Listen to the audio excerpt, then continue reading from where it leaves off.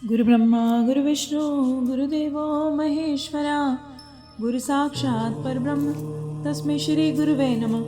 ओम श्री गणेशाय नमः। बोलो शंकर भगवान की जय, बोलो गौरा मैया की जय।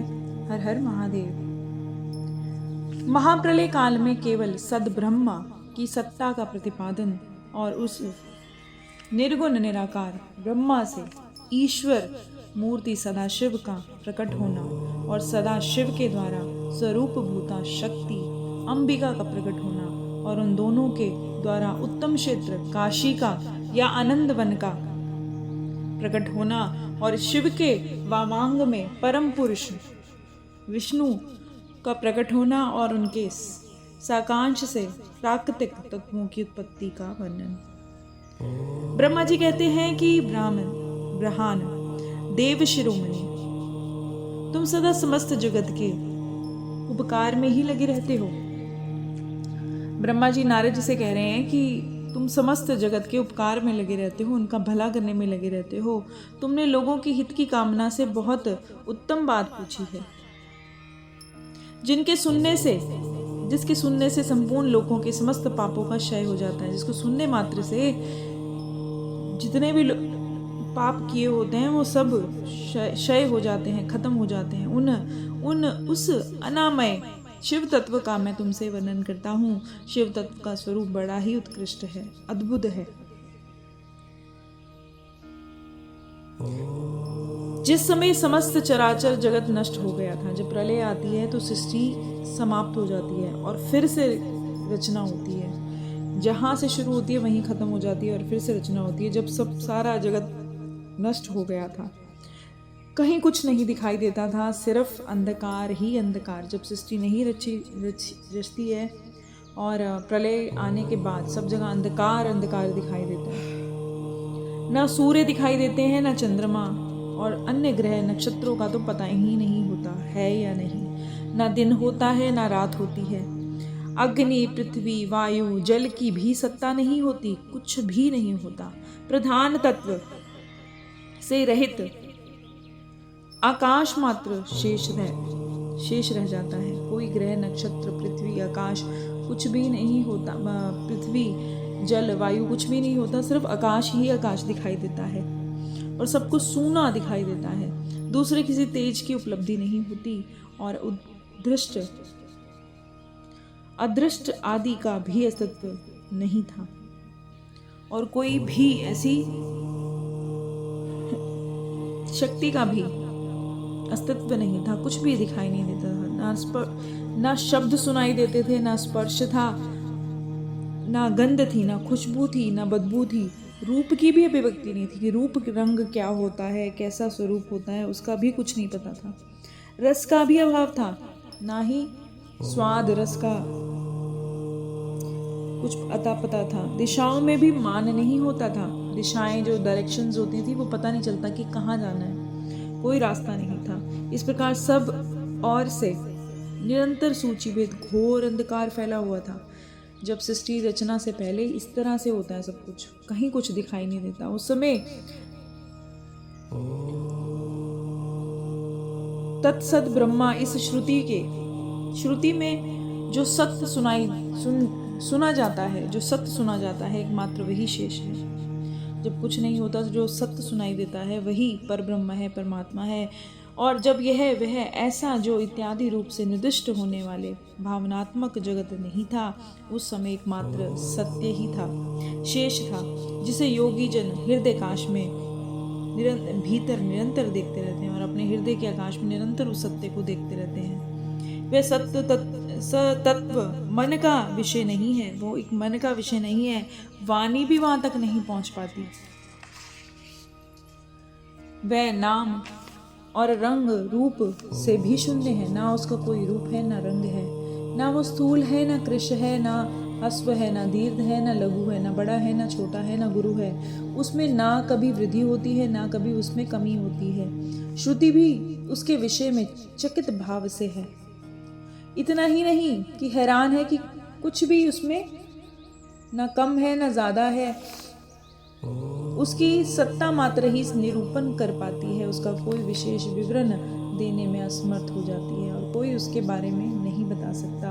वह सत्य ज्ञान स्वरूप है, आनंद है, परमानंदमय है, परम ज्योति स्वरूप है, अप्रेम्य है, आधार रहित है, निर्विकार है, निराकार है, निर्गुण है, योगी गम्य है, सर्वव्यापी है, सबका एकमात्र कारण है, निर्विकल्प, निरारंभ, माया से भी शून्य है, उपद्रव रहित है, कोई खेल कूद और कुछ तरह की हरकतें उसमें नहीं होती, अद्वितीय है, अनादि है, अनंत है, संकोच विकास से शून्य है और चिन्हमय है।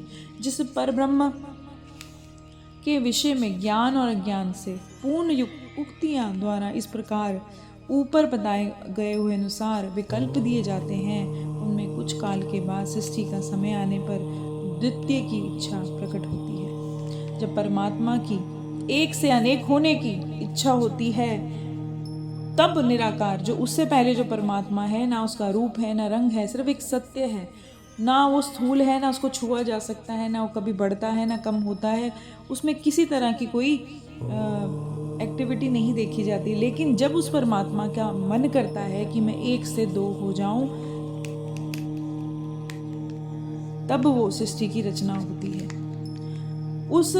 तब उस निरंकार परमात्मा ने अपनी लीला शक्ति से अपने लिए मूर्ति आकार की कल्पना की, अपनी ही लीला से, कि कहा कि अब मुझे एक शरीर के रूप में, एक मूर्ति रूप में, जो दिखने समझने में और सामने लोग उसको देख पाए, ऐसी मूर्ति बनने की कल्पना की।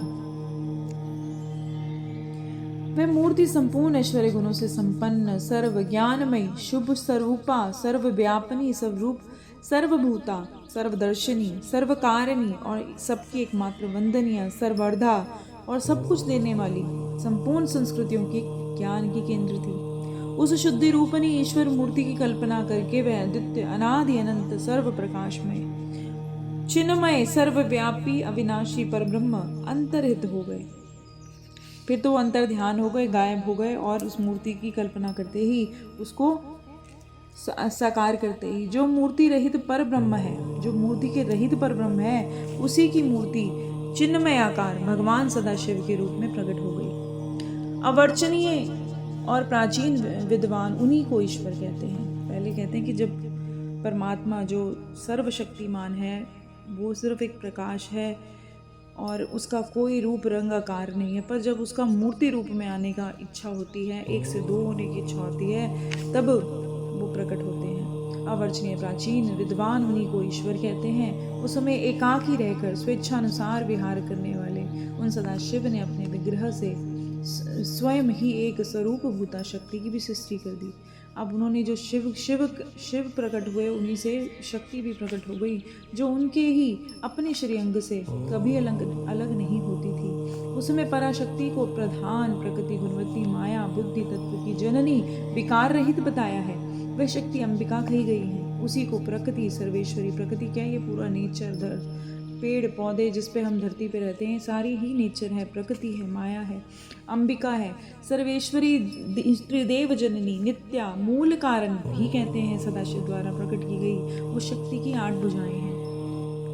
और उस शुभ लक्षणा देवी के मुख की शोभा विचित्र है। वह अकेली ही अपने मुखमंडल में सदा सहस्त्र चंद्रमाओं की कांति रखती है। इतनी सुंदर है कि जैसे 1000 चंद्रमा एक साथ प्रकाश करते हो, वैसी कांति उनके चेहरे पे है। नाना प्रकार के आभूषण गहने उन्होंने पहने हुए हैं। वह देवी बहुत प्रकार की गतियों से संपन्न है। अनेक प्रकार के अस्त्र शस्त्र भी धारण करती हैं। उनके खुले हुए नेत्र खिले हुए कमल के समान दिखते हैं। वह चिन्ह तेज से जगमगाती रहती हैं। ये सबकी योनि है और सदा उधमशील रहती हैं। एकाकिनी होने पर भी वह माया, संयोग व शांत अनेक हो जाती हैं। एक होने पर भी वो अनेक हो जाती हैं माया से। वे ही सदा शिव हैं और वे उन्हें परम पुरुष ईश्वर, शिव, शंभु और महेश्वर कहते हैं। वे अपने ही मस्तक पर आकाश गंगा को धारण करते हैं और उनके भाल देश में चंद्रमा शोभा पाते हैं। उनके माथे पे चंद्रमा लगा हुआ होता है और उनके सिर पर गंगा बहती रहती है। उनके 5 मुख हैं और प्रत्येक मुख में 3 नेत्र हैं। उनका चित्त सदा ही प्रसन्न रहता है। वो हल्के हल्के मुस्कुराते रहते हैं और प्रसन्न रहते हैं। वे भुजाओं से युक्त हैं, त्रिशूलधारी है और उनके अंगों की प्रभा कपूर के समान श्वेत गोर है और उनका शरीर बहुत गोरा है। वे अपने सारे अंगों में भस्म लगा के रखते हैं। उन काल रूपी ब्रह्मा ने एक समय शक्ति के नाथ शिवलोक नामक क्षेत्र का भी निर्माण किया। वह परम निर्वाण मोक्ष का स्थान है जो सबके ऊपर विराजमान है। जितने भी लोग हैं उन सबके ऊपर शिवलोक विराजमान है। वे प्रिया प्रीतम रूप शक्ति और शिव जो परमानंदमय स्वरूप हैं उन मनोरम क्षेत्र में नित्य निवास करते हैं। काशीपुरी परमानंद रूपिणी है। उन्हें शिव और शिवा ने प्रलय काल में भी कभी उस क्षेत्र को सानिध्य से मुक्त नहीं किया है कि जब प्रलय आ जाती है तो भी वो अपने पास ही काशी को रखते हैं, कभी उसको नष्ट नहीं होने देते। इसलिए विद्वान पुरुष उसे अविमुक्त क्षेत्र कहते हैं कि वहाँ पर जाने से सबको मुक्ति मिल जाती है। वह क्षेत्र आनंद का हेतु है, इसलिए पिनाकधारी शिव ने उसका नाम आनंदवन भी रखा है। उसके बाद वह अविमुक्त के नाम से भी प्रसिद्ध है। देव ऋषि नारद जी को कह रहे हैं ब्रह्मा जी, देव ऋषि एक समय उस आनंद वन में रमन करते हुए घूमते हुए शिव और शिव के मन में इच्छा हुई कि दूसरे पुरुष की भी सृष्टि करनी चाहिए, जिस पर है यह सृष्टि संचालन का भार, जो सृष्टि हम रचने जा रहे हैं उसका भार हम उस पर सौंप दें। हम दोनों केवल काशी में रहकर इच्छानुसार घूमे फिरेंगे और निर्वाण धारण करेंगे कि वहाँ बैठकर सब देखते रहेंगे। वही पुरुष हमारे अनुग्रह से, हमारे कहने से सदा सबकी सृष्टि करे और पालन भी करे। वही अंत में सबका संहार भी कर दे।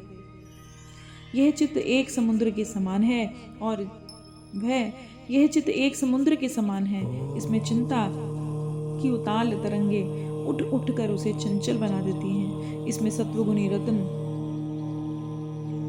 तमोगुणी ग्रहा, रजोगुणी मूंगे भरे हुए हैं। इस विशाल चित्त समुद्र को संकुचित करके हम दोनों उस पुरुष के प्रसाद के आनंद कानन काशी में सुखपूर्वक निवास करें। तो ये शिव और उनमें सोच रहे हैं कि इस तरह से हमें एक और पुरुष की उत्पत्ति करनी चाहिए जिसपे सारा कार्यभार सौंप के फिर हम यहाँ आराम से बैठेंगे काशी में। वह आनंद वन यह स्थान है जहाँ हमारी मनोवृत्ति सब और से सिमट कर इसी में लगी हुई है। जहाँ हमारी मनोवृत्ति सब और से सिमट कर इसी में लगी हुई है तथा जिसके बाहर का जगत चिंता से आतुर प्रतीत होता है। काशी से बाहर जितना भी सारा जगत है वो चिंता में डूबा हुआ है, ऐसा निश्चय करके शक्ति सहित सर्वव्यापी परमेश्वर शिव ने अपने वामांग भाग से 10वें अंग पर अमृत मल लिया। उन्होंने अपने वाम भाग के 10वें अंग पर अमृत लगा लिया और फिर तो वहां से एक पुरुष प्रकट हो गया जो तीनों लोकों में बहुत सुंदर था। सबसे सुंदर तीनों लोकों में विष्णु थे और वह शांत था और उसमें सत्व गुण की अधिकता थी और वह गंभीरता का अथाह सागर थे। मुने क्षमा नामक गुण से युक्त थे और उस पुरुष के ढूंढने पर भी कहीं कोई उपमा नहीं दिखाई, उसमें कोई कमी नहीं दिखाई देती थी। उनकी कांति इंद्रनील के मणि के समान श्याम थी। जैसे इंद्रनील की मणि होती है वैसे उनका शरीर सांवला था। उनके अंग अंग में दिव्य शोभा चटक रही थी। उनके एक एक अंग में से प्रकाश उत्पन्न हो रहा था, शोभायमान हो रहा था। उनके नैन जो थे बहुत सुंदर थे, कमल के समान सुंदर थे। श्री अंग पर स्वर्ण की सी कांति की सुंदर रेशमी पीताम्बर शोभा दे रहे थे। जैसे सोना होता है ऐसे उनके शरीर पर पीताम्बर पीले रंग के वस्त्र शोभा दे रहे थे। किसी से भी पराजित न होने वाले वह वीर पुरुष अपने प्रचंड भुजदंडों से सुशोभित हो रहे थे। स्ट्रॉन्ग बाजुएं थी उनकी। और उस पुरुष ने परमेश्वर शिव को प्रणाम किया और कहा, स्वामी मेरा नाम भी बता दीजिए कि मेरा नाम क्या होगा। उस पुरुष की बात सुनकर महेश्वर भगवान शंकर हंसते हुए मेघ के समान गंभीर वाणी में बोले। जो शिव की आवाज़ है ना वो भारी सी आवाज़ है उनकी, जैसे मेघ की गर्जना होती है ऐसे उनकी आवाज़ है। शिव ने कहा, वत्स व्यापक होने के कारण तुम्हारा नाम, क्योंकि तुम्हें जानने की बहुत उत्सुकता है इसलिए तुम्हारा नाम विष्णु होना चाहिए। इसके सिवा बहुत से नाम होंगे तुम्हारे जो भक्तों को सुख देने वाले होंगे। तुम सिर उत्तम तप करो। बहुत सारे नाम होंगे और बहुत सारे नाम कृष्ण विष्णु जी के रखे गए हैं, पर जो भगवान शंकर ने रखा वो रखा विष्णु। और तुम सिर उत्तम तप करो। और विष्णु जी से कहा कि तुम अब तप करो, क्योंकि वही समस्त कार्यों का साधन है, कि जितने भी कार्य हैं तुम्हें उसी से प्राप्त होंगे। ऐसा कहकर भगवान शिव ने श्वास मार्ग से श्री विष्णु को वेदों का ज्ञान दे दिया। सिर्फ श्वास से ही उनको सारे वेदों का ज्ञान दे दिया और अपनी महिमा से कभी ना अच्युत होने वाले श्री हरि भगवान शिव को प्रणाम करके बड़ी भारी तपस्या करने लगे। फिर तो शक्ति सहित परमेश्वर शिव भी पार्षद गणों के साथ महादृश्य हो गए और भगवान विष्णु ने सुदीर्घ काल तक बड़ी कठोर तपस्या की। बहुत युगों तक बहुत कठोर तपस्या की और तपस्या के परिश्रम से युक्त भगवान विष्णु के अंगों से जल की धाराएं बहने लगी। जल की धाराएं उनके शरीर से बहने लगी और भगवान शिव की माया से संभव हुआ। सब उन्हीं की माया थी, इसी से ये संभव हुआ। मामुने उस जल से सारा सूना आकाश व्याप्त हो गया। अब आकाश जो था वो पूरा जल से व्याप्त हो गया। सब जब जल भर गया। वह ब्रह्म रूप जल अपने स्पर्श मात्र से सब पापों का नाश करने वाला था। उस समय थके हुए परम पुरुष विष्णु ने उस जल में शयन किया। वो उस जल के अंदर सोए और दीर्घ काल तक बड़ी प्रसन्नता के साथ उसमें ही रहे। नारधार जल में शयन करने के कारण उनका नाम नारायण पड़ गया। श्रुति समस्त नामक प्रसिद्ध हुआ और उस समय परम पुरुष नारायण के सिवा दूसरी कोई प्राकृतिक वस्तु नहीं थी। उसके बाद कोई भी और प्राकृतिक वस्तु नहीं, सिर्फ विष्णु भगवान ही थे सबसे पहले, और उसके बाद उन महात्मा नारायण देवता ने सभी तत्व प्रकट हुए और महामते विद्वन। मैं उन तत्वों की उत्पत्ति का प्रकार बताता हूँ, सुनो। प्रकृति से महत्व तत्व प्रकट हुआ। महत्व से 3 गुण, इन गुणों से भेद और फिर त्रिविध अहंकार की उत्पत्ति हुई। अहंकार से 5 तन्मात्राएं हुई। उन तन्मात्राओं से 5 भूत प्रकट हुए और उनसे फिर ज्ञान इंद्रियाँ, कर्म इंद्रियाँ का प्रादुर्भाव हुआ। मुनिशिष्य, इस प्रकार से मैंने तुमसे तत्वों की संख्या बताई है। इनमें से पुरुष को छोड़कर शेष सारे तत्व प्रकृति से प्रकट हुए हैं, इसलिए सब के सब जड़ हैं। तत्वों की संख्या 24 है। उस समय एकाकार हुए 24 तत्वों को ग्रहण करके वह पुरुष नारायण भगवान शिव की इच्छा से ब्रह्म रूप जल में सो गए और वो उसी जल में विष्णु भगवान सो गए। बोल शंकर भगवान की जय, बोल गौरा मैया की जय। हर हर महादेव।